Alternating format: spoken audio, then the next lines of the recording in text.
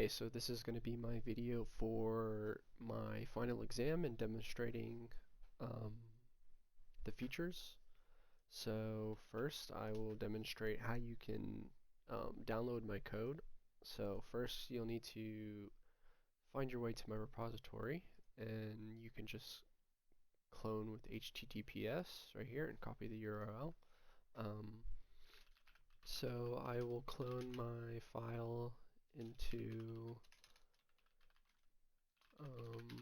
folder that I will make right now called final exam, and then we do git clone. Oh, and then it's important that you clone the branch, so you're going to want to do -b and then the branch name, and then the link, and then you just clone it in. After that, if you want to run it, you just you go to where you downloaded it, and then you navigate to the final exam folder, and then you open the solution. And now I'll start showing the feature demonstration. There's quite a few features that I implemented. So as you'll see, we first load in, we don't actually see anything, and this is because currently there's not actually any services available, because this is like a fresh program. So we'll have to come and create a service provider account, and I will just simply make a service provider account with just like basically just some mock details here, you know, because if you see here, if we try and do it early, it says we need to fill out all fields. So I will just put in some numbers here. And so this right here is the service provider key.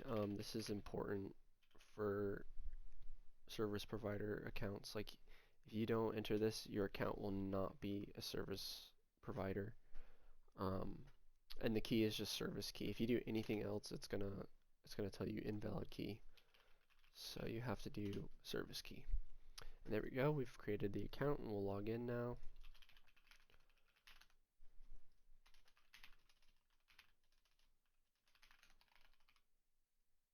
Okay, and so as you can see, when you log into a service provider account, you'll get manage customer bookings and manage available bookings buttons that appear, and we'll want to create some bookings, so we'll do manage available bookings. And for this demonstration, I will create one of each type.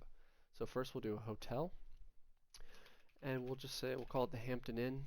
Single room price is 150, double rooms 200, deluxe is 250. Location, we'll just say Pullman. Rating, we'll give it 4 out of 5 stars. Max capacity, 150 people. And we'll make it discounted. As you can see, successfully created. And then we'll make a flight. Say flight 401, ticket price is 300. Spokane, Seattle, 10:15 a.m. Max capacity 150, and we'll make it not discounted. And then lastly, we have restaurant, and we'll just say, and then you can choose the cuisine. For keeping this accurate, Tokyo Seoul is actually like just Asian food, Chinese and Japanese and Korean, but that's okay. Yeah, and then you can select the pricing, the rating once again, Pullman, Washington, max capacity, we'll say 60, and we'll also make it discounted. Okay, now that that's done, if we navigate to the home page, you'll see that the bookings actually appear, and there's also a search here which allows you to filter, so you can say all available bookings, just the discounted bookings, hotels, flights, and restaurants. And we actually can't book any of these since we're on a service provider account, which isn't meant for booking. So we'll have to make a customer account, and I will just call it customer test. Give it a password here. Say we'll just call him John, customer. Lives at 123 Street. John at gmail.com.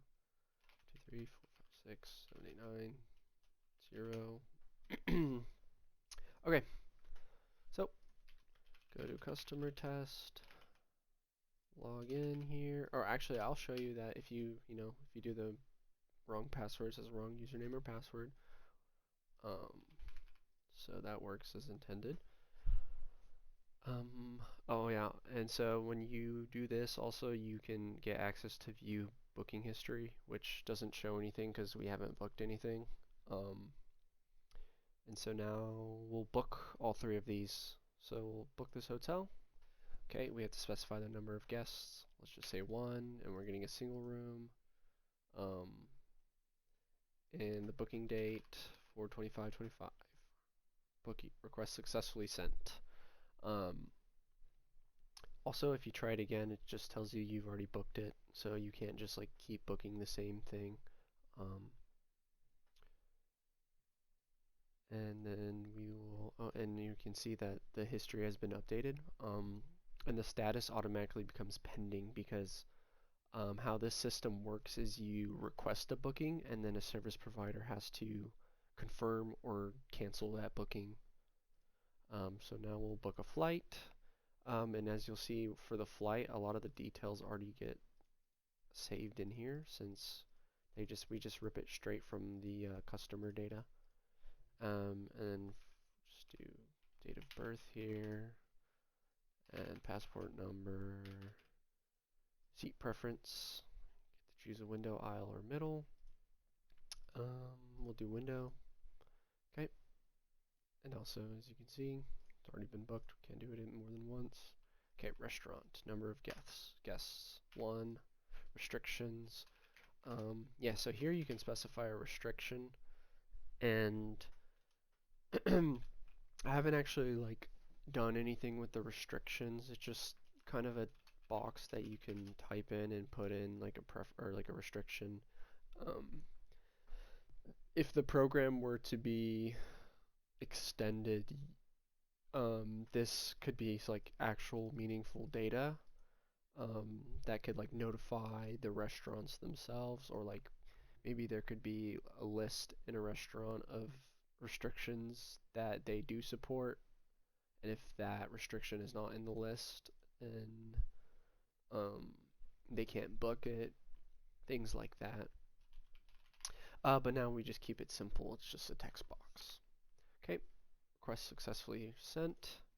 Now we can just check our history here. You can see pending, pending, pending. So if we cancel, you can't just cancel the booking yourself. You have to request it. That's why it says cancel requested. And so now if we head back to the service provider,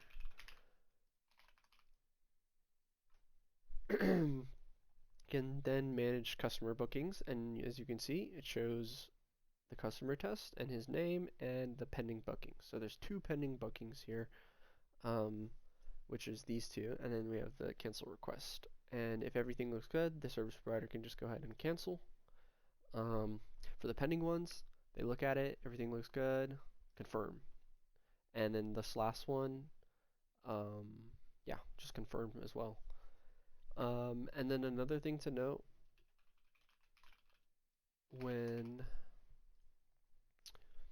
a service gets canceled by the service provider, they no longer get the option to cancel, because then that would,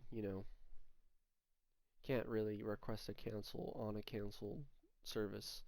And for the confirmed ones, you can still request it to be canceled, just because, if it's confirmed and then, I don't know, a day before you have to leave, you need to cancel, you can still request it. And then the last thing to show off is the remove services button. So this just allows the service providers to remove any services, whether if the service is removed, or like the date has passed from, for the service, like for flights and stuff, like the flight has already left, you know, we got to remove it and update the database. So you can just remove it here, and then once again, it's all gone. You don't see it in the home. Um, see 0 pending bookings here. Yeah, that's about it. Yeah.